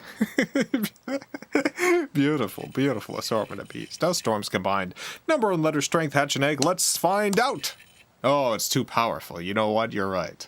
I don't understand how, but I know in my heart you're right. Birthday Machine has looked into your future and knows exactly how your year is going to go. Birthday Machine will now communicate this to you via Nostradamus quotes. Here's your luck for the year. The cloud will cause 2 suns to appear. Nice! Gotta start out a little unlucky, but then get super lucky. Friendships. How are your various friendships gonna go this year? Several within suffocated and roasted. Oh no. Don't worry about it. Everything's going fine with your friends this year. Unexpected events? Any unexpected events? For several nights, the earth will tremble. Yeah? Gonna have a couple rough nights in a very trembly sort of way. Storms, star data. Birthday machines look to the stars and determine that your friend constellation is the Hungry Sailor. Your enemy star, Epsilon, Cassiopeia, number 6400. Has there been a cosmic event? No. Everyone gather round. We must sing to Storm. Singing has to happen for Storm. We must do it. Is everyone ready? Here we go. Celebrate our dear Storm. Happy birthday, what Storm? The sea inches forward. Quick look, is that Storm? It is. Birthday friendly eyes, Storm. Things are hard sometimes, Storm. The cities are falling. The door must stay locked. Keep it locked. Keep the door locked, Storm. Finally, we have a one-of-a-kind work of art created by the machine for Storm. Here it is. Here's the one-of-a-kind work of art. Interesting.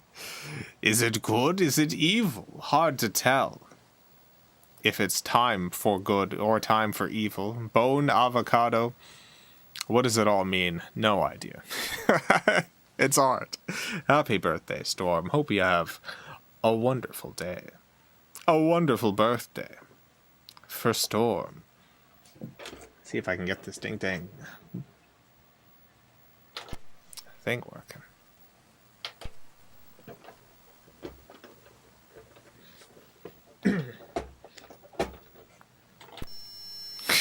No. Come on. Oh! Oh!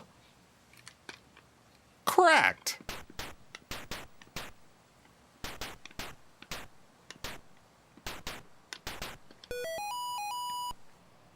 Oh. Oh. Supposed to save the eggs.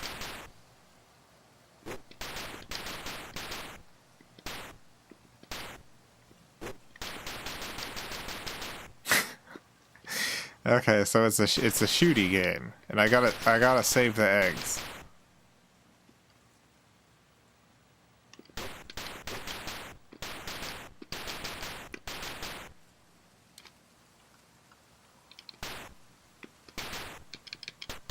Oh no. Is that how many eggs I saved? Rooster Ranch? What? Oh. Oh, weird.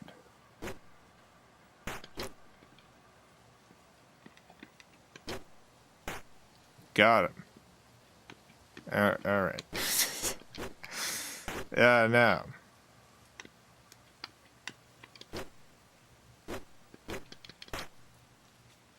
I don't understand. I guess I kind of understand. Is this good? Alright, I'm in pipe world now.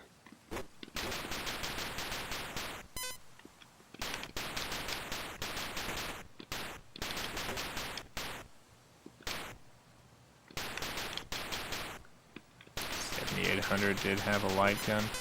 Oh, nice. I don't know if I have a light gun. Oh no, they're stealing the eggs. Do I have a light gun for the 7800? Probably not. Maybe I do though. I got a lot of light guns.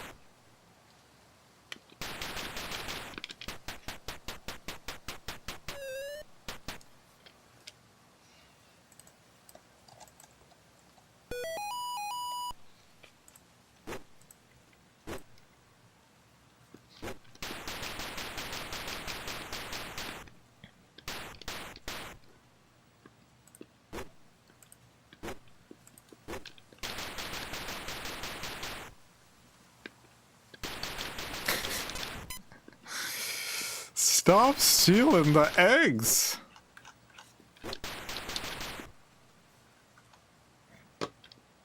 There goes that egg. Is that gonna just... yeah.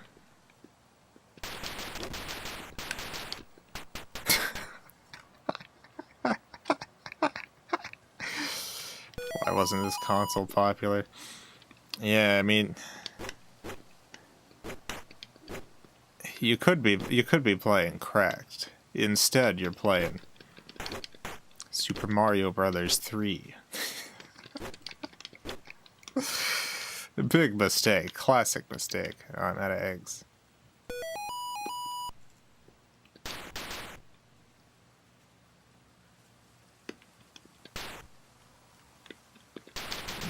No.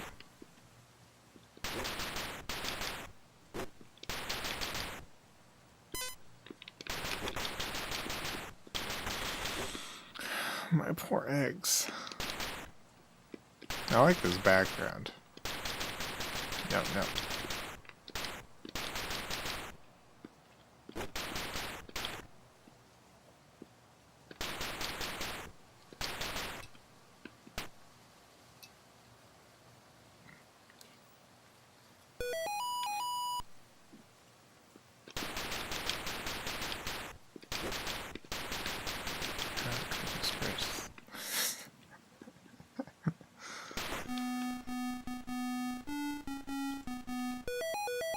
Well, that's it. My egg venture is over. I don't think this is a bad game. Maybe it's better with a gun, though. With a gun. Maybe it's better if I had a gun.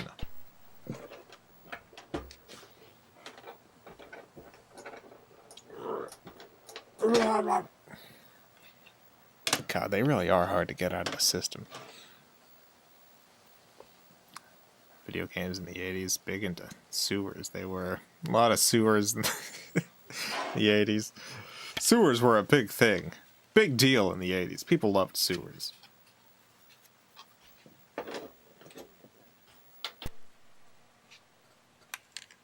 Welcome. Wait, it was only excuse me?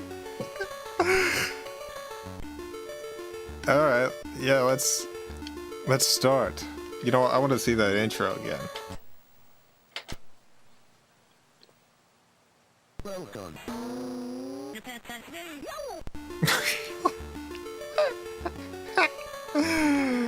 Great. Get ready for level 1. You got it. I'm ready.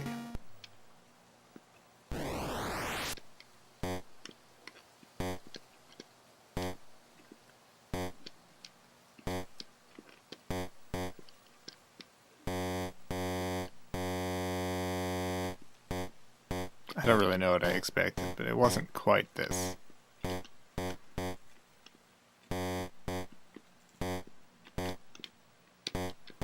I don't fully understand what I'm seeing here.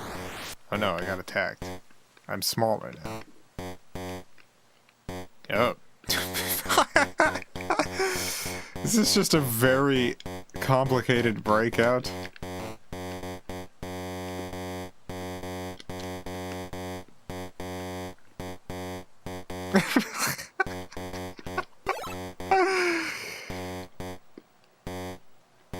I want oh,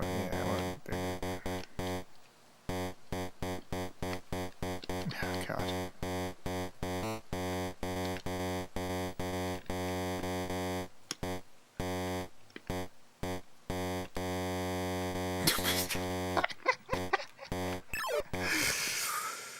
Gaming, baby. Get into the game.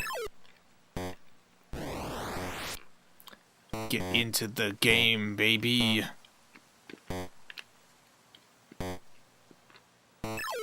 When did this game come out? When did Jinx come out?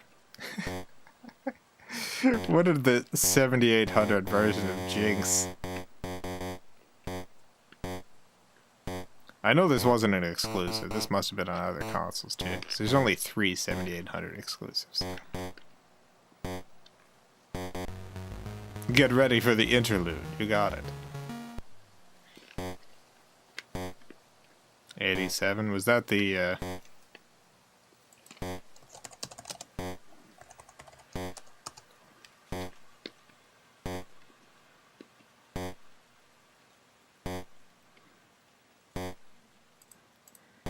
that the 7800 version?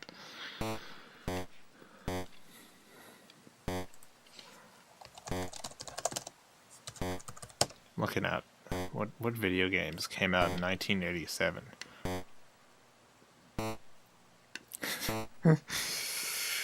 Zelda 2 came out in 87. The second Zelda game came out.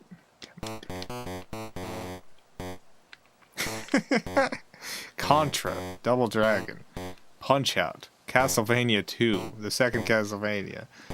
Maniac Mansion was out. Phantasy Star.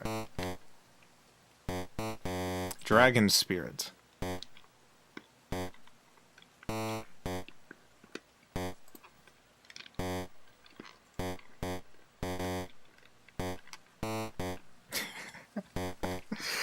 And also Jinx.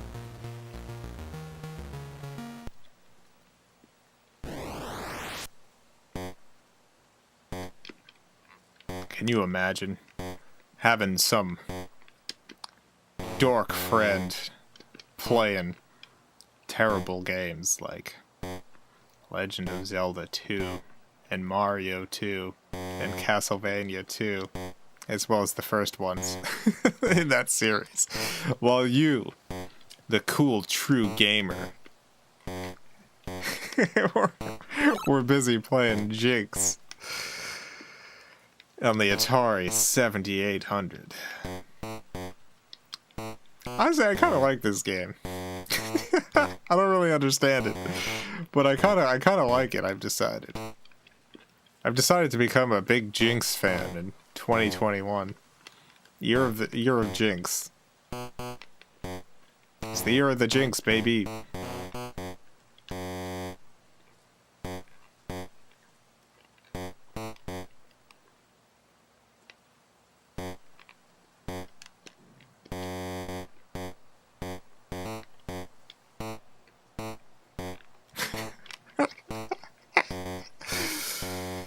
I love how terrible 7800 games sound.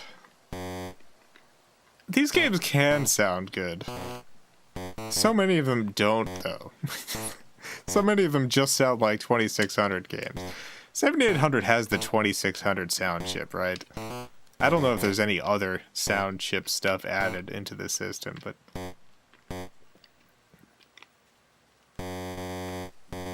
boy, does it sound like a 2600, alright.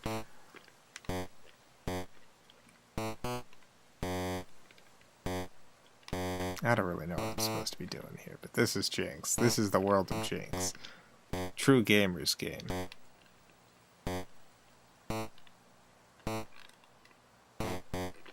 There's gotta be big Jinx fans out there, right? I feel like a lot of these games from this era, you'd have like one guy. You'd have one guy, he's got a beard. He's had a beard his whole life. Had a beard, it was real bad. As a teen, it's still real bad. He's like 48 now. Still has the same bad beard. He's known in the 80s game scenes. He shows up to all the big competitions that happen once every 2 years or something. It's just known as the Jinx guy. I bet that guy's out there.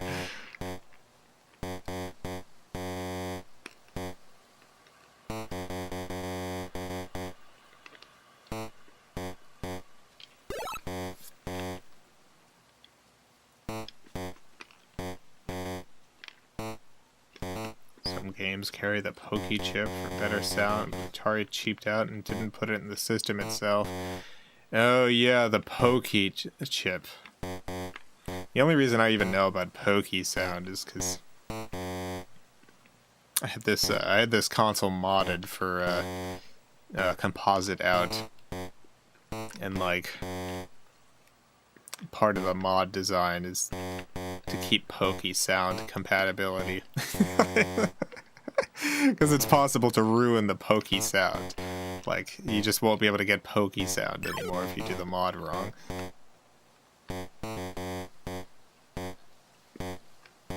I'll have you know my teenage wisp beard is fine. I had a terrible teen mustache for too long. I think I had it until I was like... How old was I? 20, something like that.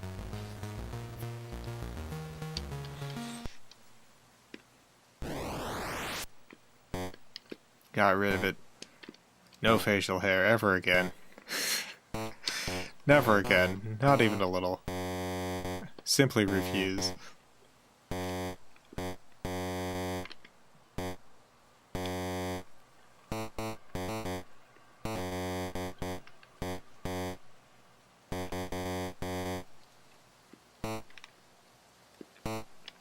Wish I could either grow a proper beard and not grow facial hair at all. I'm seriously looking into just the laser removal. Just like, oh, I'm pretty confident I don't want facial hair ever again. Just laser it all off. Shoot that big old beam in my face. Get rid of all that. Get out of here. Never again. Electrolysis. That might be what it's called. I don't know.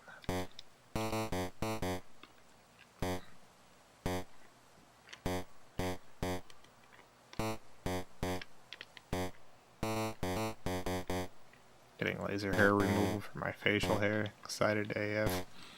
Nice. Congratulations. Love to get that for myself at some point.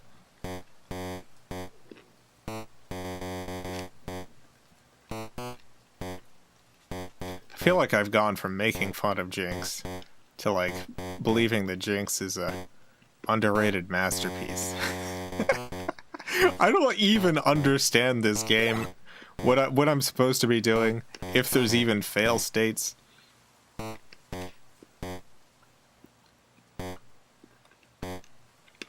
just don't know.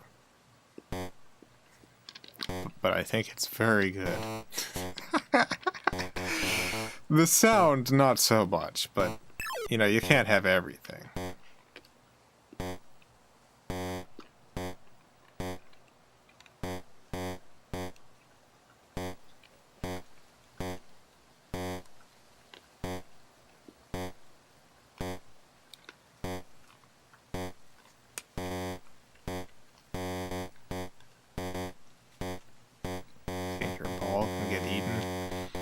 Maybe. I mean, it hasn't gotten eaten by anything yet. There was something that made my paddle smaller.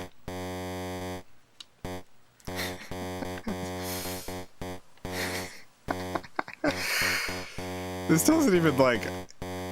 It doesn't even play in a way that makes sense. Like, the ball physics is so broken. But there's something about it. There's something about this game that I think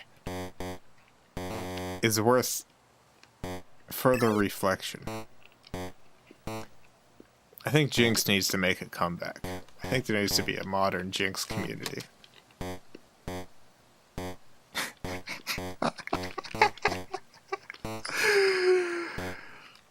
Jinx!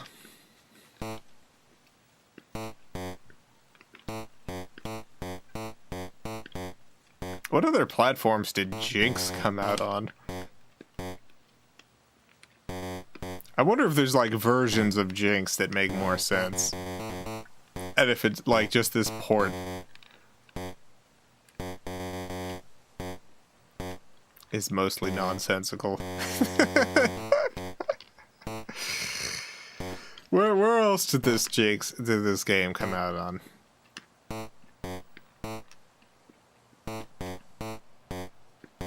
I feel like the answer is probably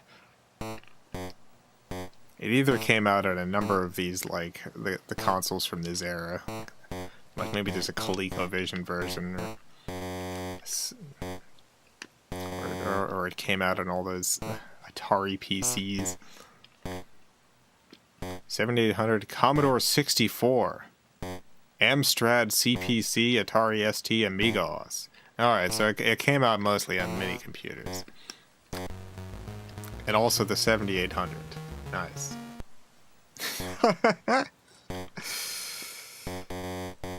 Music for Jinx, done by legendary Commodore 64 composer Chris Hulsbeck. But because this is the 7800, we can't hear it. Great. Perfect. It's amazing that a Commodore 64 game released on the 7800 had to have those kind of compromises. Look at Commodore 64 games. Why could the Atari 7800 not do a proper version of Jinx?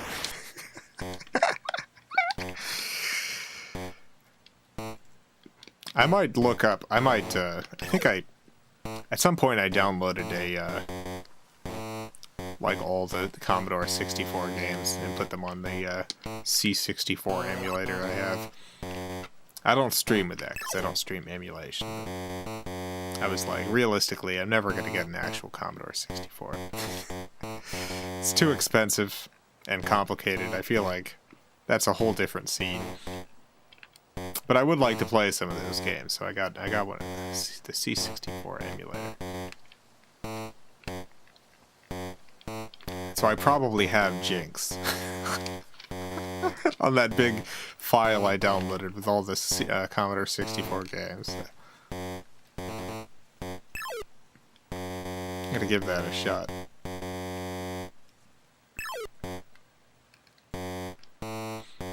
Alright, well this is probably enough Jinx. We're at the end of the stream. We're at 2 hours. I guess this is a good masterpiece to end on. Jinx for the Commodore 64. Yeah.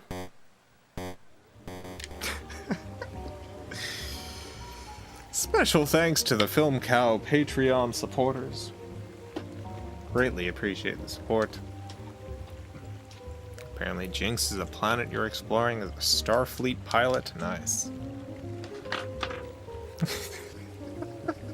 What was that chicken at the beginning? There was a chicken, right? Welcome. Yeah, there we go. Why is there a chicken? Reset. No, don't get ready. Reset. I want to see the chicken again. Welcome. Why?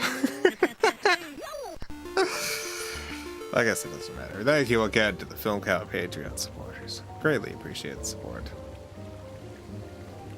Be back tomorrow. What am I playing tomorrow? Oh yeah, we're starting Wing Commander 3, Heart of the Tiger, on the 3DO interactive multiplayer. That is the one with Mark Hamill. Number of other stars of the silver screen. So tune in for that. Wing Commander 3. Wing Commander's back. Heart of the Tiger.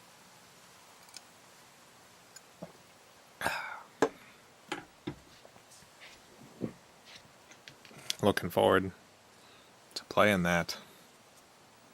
Love Wing Commander 3. I'm glad. I've never played it before. Excited to experience all of the great videos starring Mark Hamill. Malcolm McDowell too. Yeah, Malcolm McDowell is in it.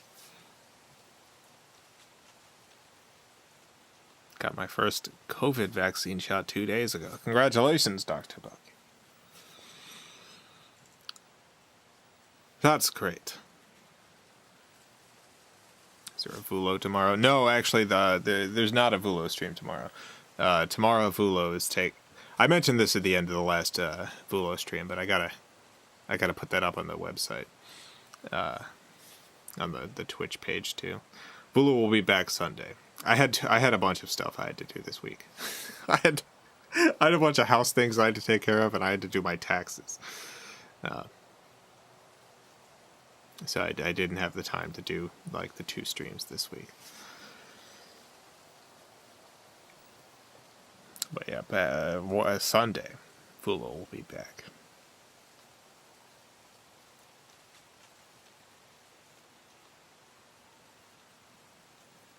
Taxes, that's fun to do. I've been putting it off. I was planning on doing my taxes the normal time I always do my taxes. Which is, I usually do my taxes pretty early. But then I heard they were extending the time. And so I just kept putting it off. But I've got to do my taxes now. I have until Monday. It simply has to be done now. Hate doing them. Not a fan of doing taxes. Do your consoles and games count as business expenses? Some of them. Anything I get specifically for streaming does. Because it is a legitimate business expense. I'm always worried about getting audited or something, so I would love to cheat on my taxes. But I'm just very afraid of the government, so I always do it properly. 5 Virtual Boys tax write-off. Unfortunately I bought the Virtual Boys before I was streaming, so I didn't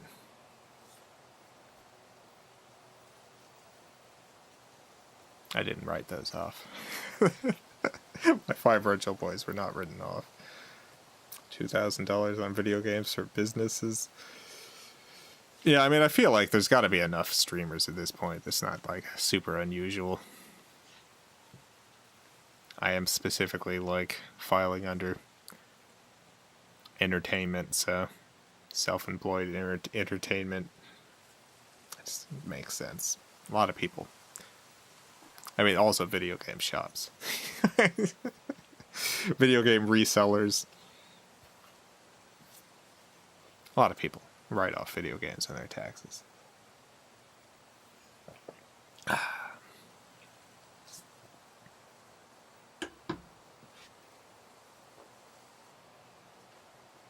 Secret to tax fraud is accusing the IRS of tax fraud if they catch you. That is the secret. No, you did tax fraud. I didn't. Yes, it might seem peculiar to have listed all of the little deers in the woods behind my house as dependents, but I assure you it's true. Each of those lovely little deer back there. They're both dependents. They're also employees. I do pay them a salary, which I've written off. Pay all those little deers a salary. The owls. The owls are my business partner. So anytime I eat a meal and can hear an owl, I write the meal off. It's now a business dinner. Yeah, none of that stuff, but would love to. Boy, that would be great. Have a respect for anytime I read about a celebrity who got arrested for tax fraud. Here's the guy who played Blade. He got arrested for tax fraud. Deeply respect. Who's that guy? Wesley Snipes. Yeah, he got arrested. He went to jail for tax fraud. They sent Blade to prison for tax fraud.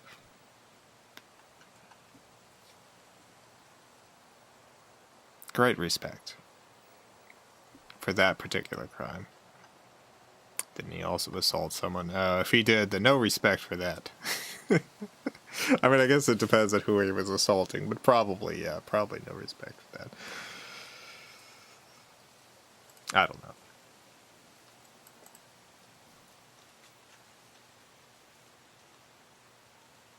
Well, that's it for tonight. Thank you all for tuning in.